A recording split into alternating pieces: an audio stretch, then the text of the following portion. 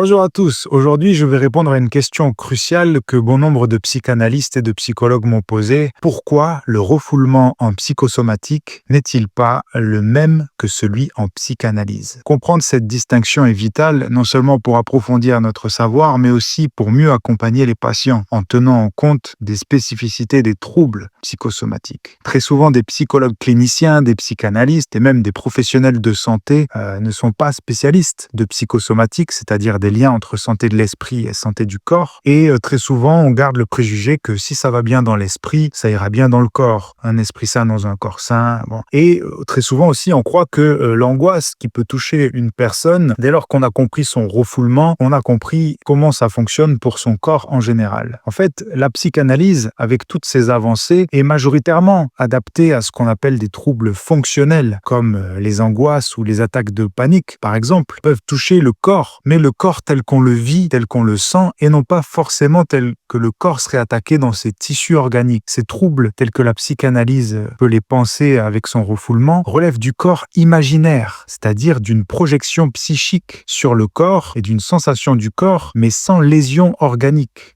sans inflammation, sans maladie que l'on peut observer cliniquement. En revanche, lorsqu'il s'agit de troubles psychosomatiques impliquant le corps réel, impliquant des atteintes organiques avec des lésions comme des inflammations ou par exemple une rectocolite hémorragique, la psychanalyse montre ses limites et la psychologie clinique montre ses limites en général. C'est là que le normalien et clinicien Sami Ali a apporté une conception véritablement nouvelle et probante. C'est un nom qui est connu dans les petits milieux de la psychosomatique, puisqu'on a deux grandes écoles en France de psychosomatique qui sont la psychosomatique intégrative et la psychosomatique relationnelle. Et donc on a tout un ensemble de professionnels de la médecine, de la psychologie, de la psychanalyse qui sont spécialisés dans la psychosomatique. Et Sami Ali, qui a fait partie de ces grands noms, y compris à l'époque où les freudiens et les lacaniens essayaient de se prononcer, Sami Ali est resté quand même dans certains milieux universitaires un des grands noms de la psychosomatique. Alors, sa théorie est issue d'une démarche à la fois clinique et universitaire et dépasse le cadre freudien en explorant la relation entre corps imaginaire et corps réel. Autrement dit, entre notre vécu psychique, notre représentation psychique de notre corps et l'organisme physiologique lui-même. Alors pourquoi cette distinction est essentielle? D'abord, pourquoi est-ce qu'elle dépasse la psychanalyse pour la question des troubles psychosomatiques? Bien parce que Freud lui-même reconnaissait dans une correspondance avec Breuer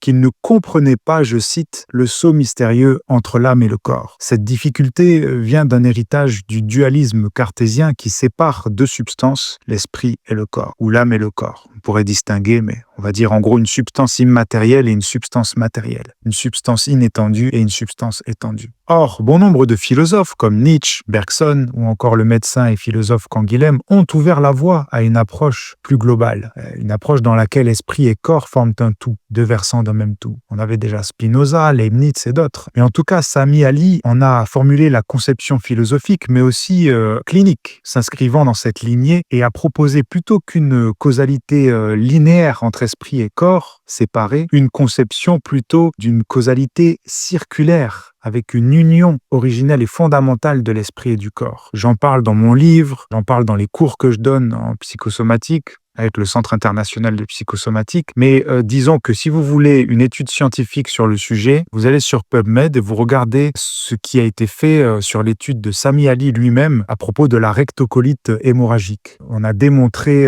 dans cette étude comment le trouble touche à la fois le corps réel et le corps imaginaire et pourquoi une certaine compréhension psychosomatique est essentielle pour traiter de tels cas. Contrairement à la psychanalyse qui se concentre sur des conflits psychiques avec ses démonstrations, avec leurs valeurs, bien la psychosomatique, notamment la psychosomatique relationnelle de Sami Ali, offre un cadre pour explorer avec plus de pertinence l'interaction profonde entre l'organique et le psychique. Alors, pourquoi ça change tout dans la pratique? Eh bien, cette distinction a des implications majeures en thérapie. Comprendre que le refoulement psychosomatique ne fonctionne pas comme en psychanalyse permet d'adopter des approches mieux ajustées pour des patients souffrant de troubles organiques, n'ayant pas seulement l'angoisse et des troubles fonctionnels ou des sensations, mais touchant également les tissus organiques du corps. C'est un changement de paradigme qui, comme je le détaillerai dans les prochains épisodes, redéfinit notre manière de concevoir le soin et l'accompagnement thérapeutique. Pour aller plus loin, si ce sujet vous intéresse,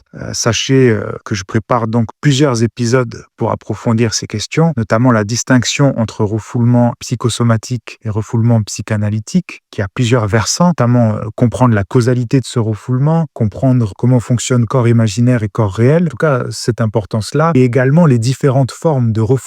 Je liste ces différentes formes de refoulement dans mon livre à sortir, si ça en intéresse, et en tout cas je résume un petit peu toutes ces choses-là dans les épisodes à venir.